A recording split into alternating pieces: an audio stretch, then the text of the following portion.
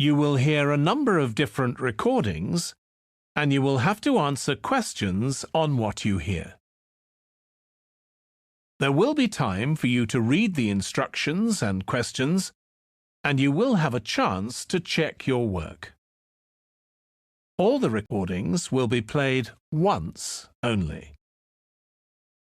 The test is in 4 sections. At the end of the test, you will be given 10 minutes to transfer your answers to an answer sheet. Now turn to Section 1.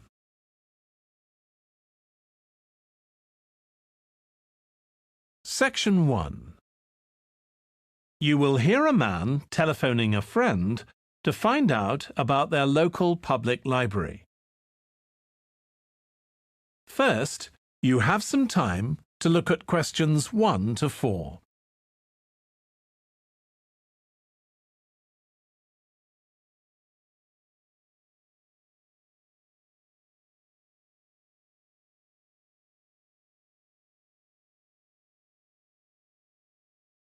Now we shall begin. You should answer the questions as you listen, because you will not hear the recording a second time. Listen carefully and answer questions 1 to 4. Hello? Hi, Susie. It's Paul here. How are you? Enjoying your new job? You're working at the library, aren't you? Yes, I started when the library reopened a month ago. It's great. Actually, Carol and I have been meaning to join for a while. Oh, you should. It doesn't cost anything, and the new library has all sorts of facilities. It's not just a place where you borrow books. For instance, there's an area with comfortable seats where you can sit and read the magazines they have there. Some people spend the whole morning there. Wish I had that amount of time to spend. Yes, you must be pretty busy at present, with the children and everything. We are, yes. But we're hoping to get away this summer. We're thinking of going to Greece. Well, we've got a much larger section of the library devoted to travel books now, so you should come and have a look. I can't remember if there's anything specifically on Greece, but I should think so. OK. Now, Carol's organising a project for the history class she teaches at school. It's about life in the town 100 years ago. Do you have anything that might be useful? Yes. Actually, we've now got a new section with materials on the history of the town and surrounding region. Right. I'll tell her. You can't always find that sort of thing on the internet. Now, in the old library, there used to be a separate room with reference books. It was a really nice, quiet room. Yes, we've put those books in the main part of the library now, but we do have a room called the community room. It can be hired out for meetings, but at other times, people can use it to study. I might use that. It's hard to find anywhere quiet at home sometimes. I can't remember how old your son and daughter are. We've introduced a special section of fiction written specially for teenagers, but they might be a bit young for that. Yes, they would be. Before you hear the rest of the conversation, you have some time to look at questions 5 to 10.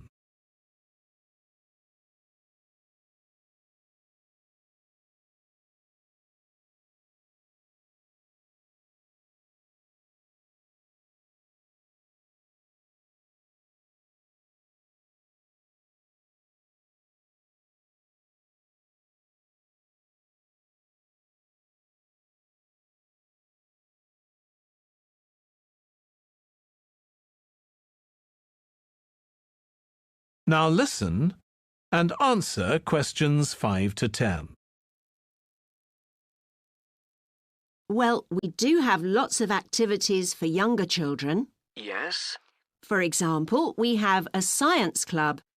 At the next meeting, they're going to be doing experiments with stuff that everyone has in the kitchen, sugar and flour and so on.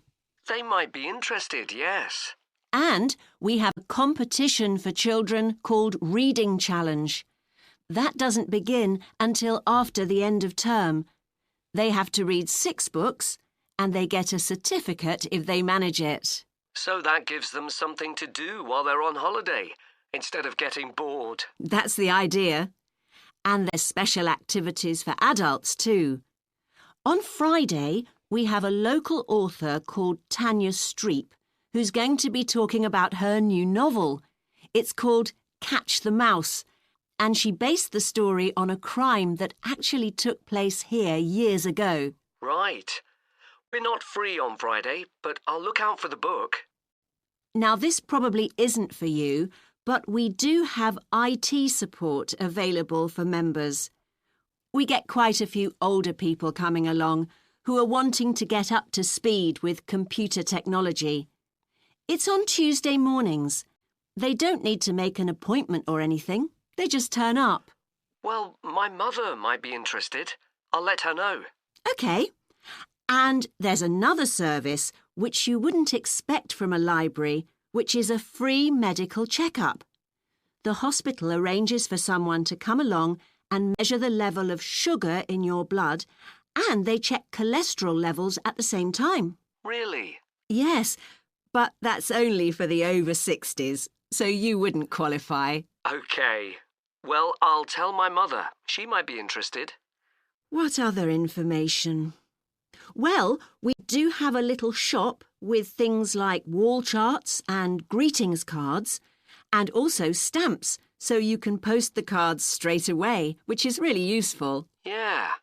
Well, I'll bring the children round at the weekend and we'll join. Oh, one more thing. I'll be bringing the car. Is there parking available?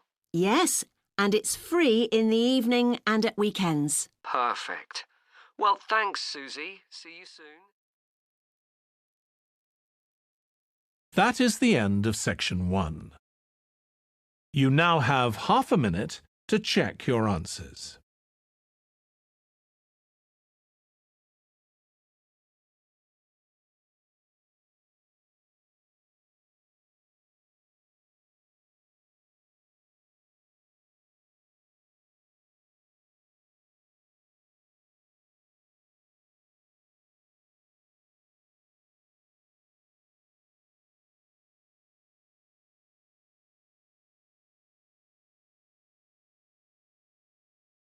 Now turn to section 2.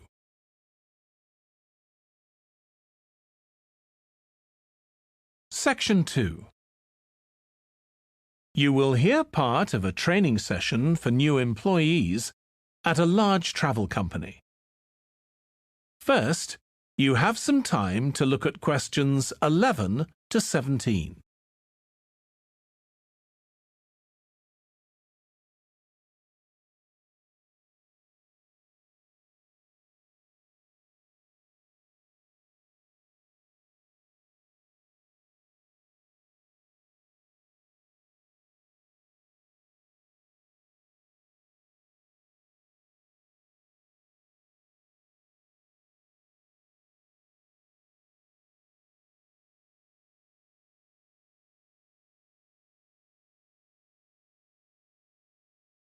Now listen carefully and answer questions 11 to 17. In this session in your training day, we're going to look at some of the more specialized holidays we offer at BC Travel. Now, the travel business is very competitive, and it's important to be aware of how the market's changing and developing. In terms of age groups, the over 65s are an important market, and one that's increasing steadily year on year. The fewest holidays are taken by the 31 to 42-year-olds, and that figure shows no sign of rising. The biggest market at present is still the youngest group, the 16 to 30s, but this group's also seen the biggest drop over the last few years, whereas there's a noticeable growth in the number of holidays taken by the 55 to 64-year-olds. As far as the 43 to 54-year-olds are concerned, bookings there are steady, but I have to say we haven't seen the increase we expected.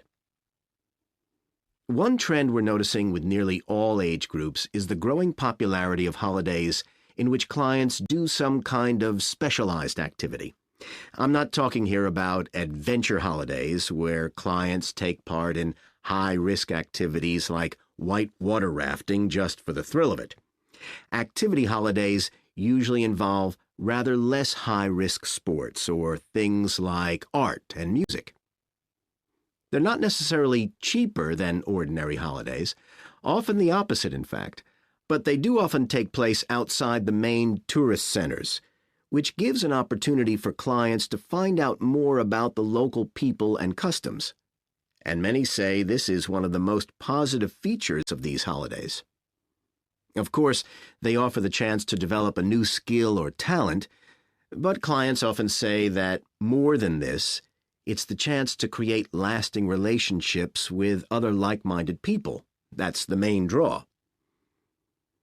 Let me give you some examples of BC travel activity holidays. Our painting holidays take place in 4 different centers in France and Italy, and they're very popular with clients of all abilities from beginners onwards. We've got an excellent team of artists to lead the classes. Some of them have been with us from the start, and 5 additional ones will be joining us this year so that we can offer a greater number of classes in each center. As far as cooking holidays are concerned, I know a lot of agents offer holidays where clients cook recipes related to one particular country, usually the one they're staying in, but we focus on dishes from a great many different ones. Apart from that, you'll find the usual emphasis on good quality organic ingredients. That's more or less a given nowadays, and there are generally some meat-free recipes included. Our photography holidays take place in a wide range of countries from Iceland to Vietnam, and clients have the opportunity to see some stunning scenery. Groups are small, no more than 8, so clients can have one-on-one tuition during the holiday, and excursions are arranged with fully trained guides. At the end of each holiday, an exhibition is held of the photographs taken, so that clients can see one another's work and receive valuable feedback from the tutor. Before you hear the rest of the training session, you have some time to look at questions 18 to 20.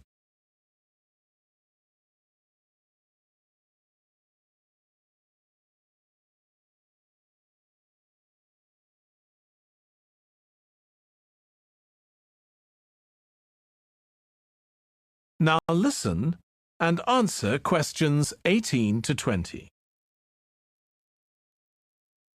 Finally, let me tell you about our fitness holidays. In Ireland and Italy, we run one-week general fitness classes for all ages and levels of fitness. Clients start the course with a consultation with a trainer, and together they draw up an individual program. As well as improving general fitness, clients find that they end up losing much of the stress they've built up in their daily lives. In Greece, we have a 2-week holiday for clients who want to do something about their weight. This has all the features you'd expect, like a personalized diet program, but one of its most popular features is that the exercise classes are all held on the beach. People say it's far preferable to being in a gym. Finally, we offer several holidays in Morocco. One very popular one is the mountain biking holiday. Bikes are provided, and there are different routes according to people's ability. We offer one which is tailored to the needs of families, which is particularly popular. Okay, so that's about all the time I have today, so thank you very much. That is the end of section 2. You now have half a minute to check your answers.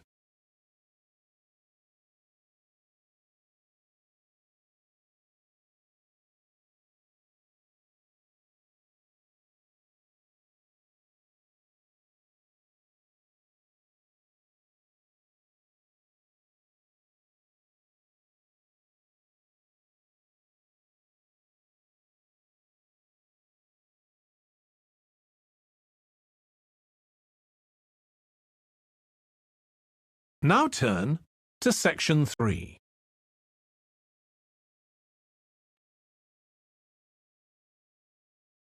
Section 3.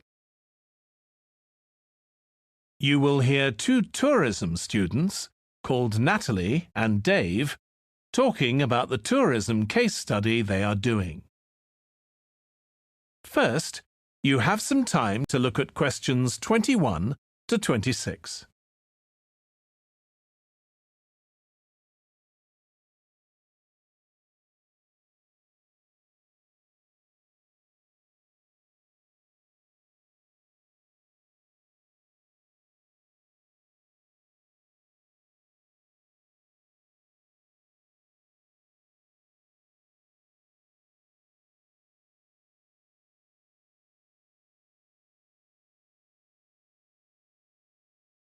Now listen carefully and answer questions 21 to 26.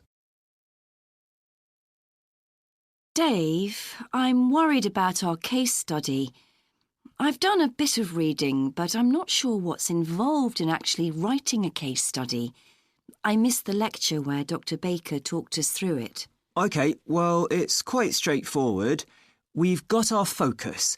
That's tourism at the Horton Castle site. And you said you'd done some reading about it? Yes, I found some articles and made notes of the main points. Did you remember to keep a record of where you got the information from? Sure, I know what a pain it is when you forget that. OK, so we can compare what we've read. Then we have to decide on a particular problem or need at our site. And then think about who we're going to interview to get more information. OK, so who'd that be? The people who work there? And presumably some of the tourists too? Yes, both those groups. So we'll have to go to the site to do that, I suppose. But we might also do some of our interviewing away from the site. We could even contact some people here in the city, like administrators involved in overseeing tourism. OK, so we'll need to think about our interview questions and fix times and places for the meetings. It's all going to take a lot of time. And if we can, we should ask our interviewees if they can bring along some numerical data that we can add to support our findings.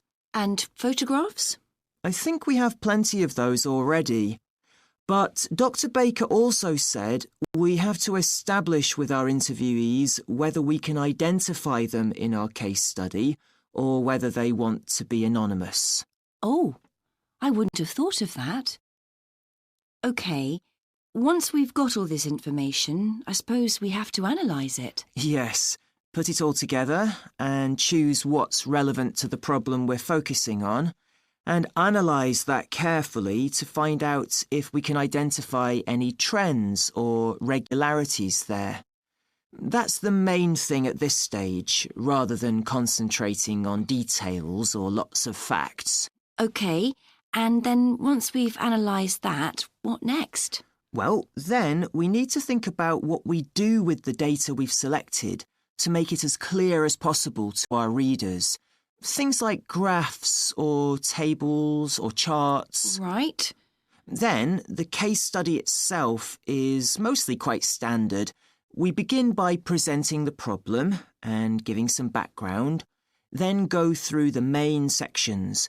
But the thing that surprised me is that in a normal report, we'd end with some suggestions to deal with the problem or need we identified. But in a case study, we end up with a question or a series of questions to our readers, and they decide what ought to be done. Oh, I hadn't realised that.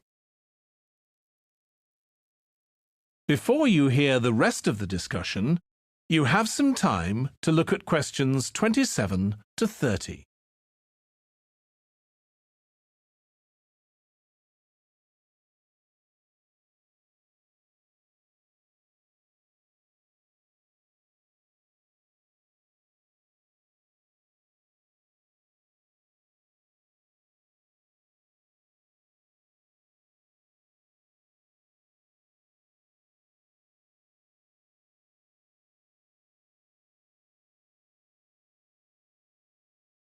Now listen and answer questions 27 to 30. So, basically, the problem we're addressing in our case study of the Horton Castle site is why so few tourists are visiting it. And we'll find out more from our interviews, but I did find one report on the internet that suggested that one reason might be because, as far as transport goes, access is difficult. I read that too, but that report was actually written 10 years ago when the road there was really bad, but that's been improved now. And I think there's plenty of fascinating stuff there for a really good day out, but you'd never realise it from the castle website. Maybe that's the problem. Yes, it's really dry and boring. I read somewhere a suggestion that what the castle needs is a visitor centre. So we could have a look for some information about that on the internet. What would we need to know? Well, who'd use it for a start? It'd be good to know what categories the visitors fell into too, like school parties or retired people. But I think we'd have to talk to staff to get that information. OK, and as we're thinking of suggesting a visitor centre, we'd also have to look at potential problems. I mean, obviously it wouldn't be cheap to set up. No, but it could be a really good investment. And as it's on a historical site, it'd need to get special planning permission, I expect. That might be hard. Right, especially as the only possible place for it would be at the entrance, and that's right in front of the castle. But it could be a good thing for the town of Horton. At present, it's a bit of a ghost town.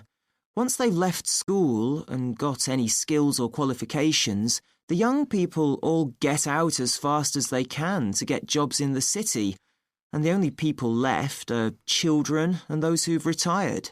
Right. Something else we could investigate would be the potential damage that tourists might cause to the castle site. I mean, their environmental impact. At present, the tourists can just wander around wherever they want. But if numbers increase, there might have to be some restrictions, like sticking to marked ways. And there'd need to be guides and wardens around to make sure these are enforced. Yes, we could look at that too. OK, well, we certainly managed... That is the end of section 3. You now have half a minute to check your answers.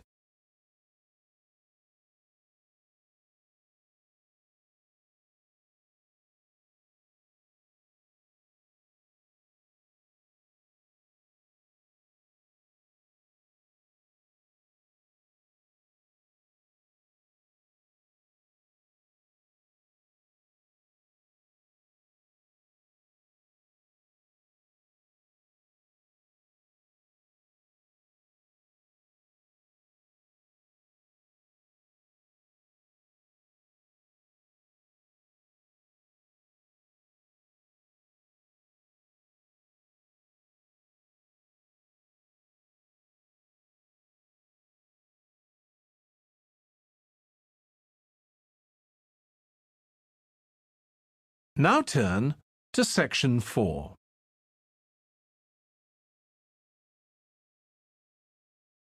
Section 4.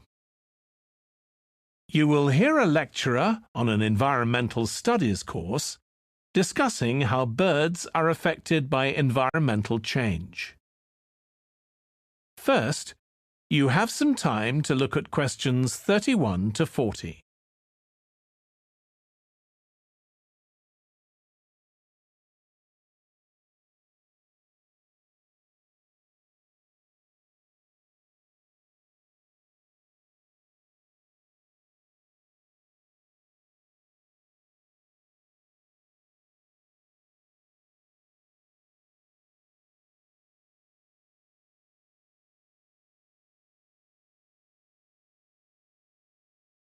Now listen carefully and answer questions 31 to 40. OK, so we've been looking at how man-made changes in our environment can affect wildlife. Now, I'll discuss a particular example. Let's take a look at mercury. Mercury's one of the 120 or so elements that make up all matter, and it has the symbol Hg. It's a shiny, silvery substance. You may have seen it in old-fashioned thermometers, but it's not used much for domestic purposes now because it's highly toxic. But the problem is that the amount of mercury in the environment's increasing. The main reason for this is the power plants used to produce electricity. The main source of energy that most of them use is still coal, and when it's burned, it releases mercury into the atmosphere. Some of this gets deposited into lakes and rivers, and if it's ingested by a fish, it's not excreted. It stays in the fish's body, and it enters the food chain. So, it's been known for some time that birds which eat fish may be affected. But what wasn't known until quite recently is that those that eat insects can also be affected. So, a woman called Claire Varian Ramos is doing some research on how this is affecting birds. And rather than looking at how many birds are actually killed by mercury poisoning, she's looking for more subtle sub-effects.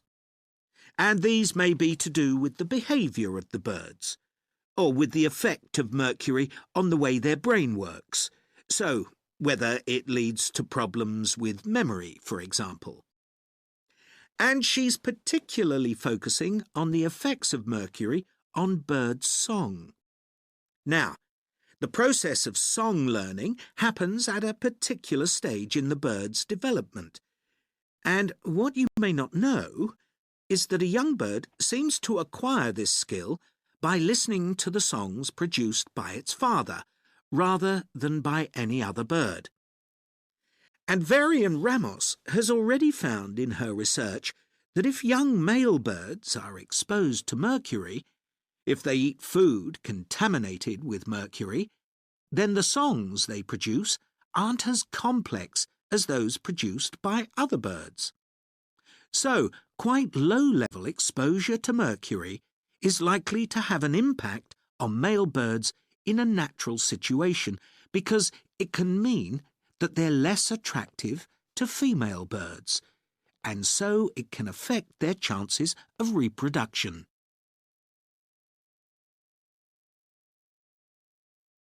Now, the way she's carrying out this research is worth thinking about. She's using a mixture of studies, using birds kept in laboratories and studies carried out outdoors in the wild. The lab-based studies have the advantage that you don't get all the variables you would in a natural setting. So, the experimenter has a much higher level of control, and that means they can be more confident about their results in some ways. And of course, they don't have to worry about going out and finding the birds in order to observe them. So, what are the implications here for humans? Well, because many birds are migratory, they may be transporting mercury far from contaminated sites. For example, it's been found that ducks who'd been feeding at a contaminated site were later shot by hunters over 1,000 kilometres away and presumably eaten.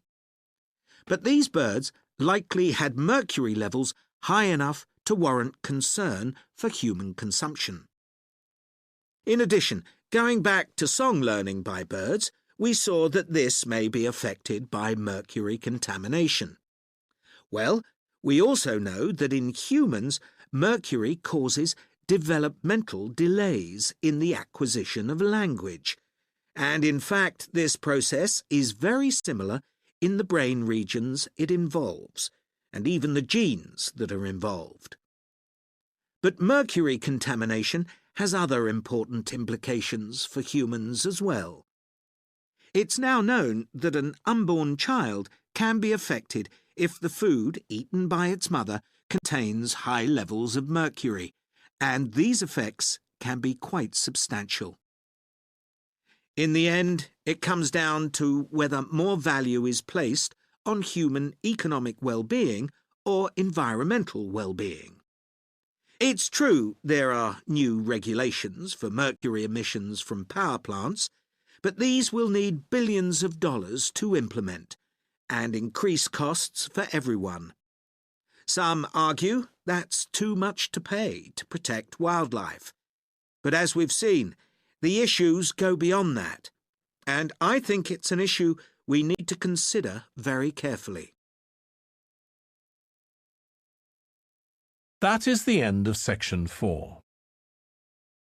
You now have half a minute to check your answers.